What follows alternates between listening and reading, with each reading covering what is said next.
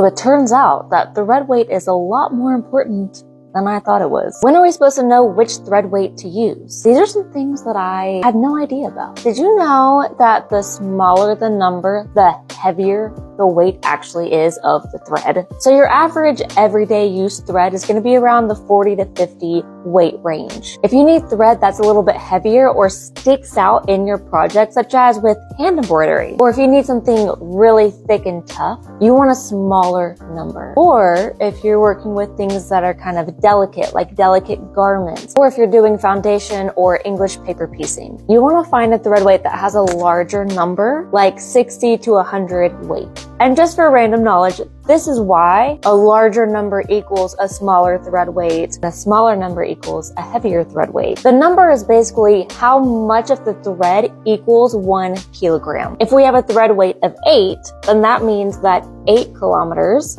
equals 1 kilogram. If we have a thread weight of 100, it's going to take 100 kilometers to finally equal 1 kilogram. If you're working on a sewing project where you really want your thread to show through, or you need it to be extra durable, you don't want to use a weight that's too light because it's not going to show up and it's not going to be strong enough. And then the opposite is true. If you're working with a project where you don't want the thread to show, or you're using delicate fabrics that can't really handle something heavy duty, then you want to make sure that you use a lighter thread weight. But for all general purpose sewing, 40 to 50 weight works great.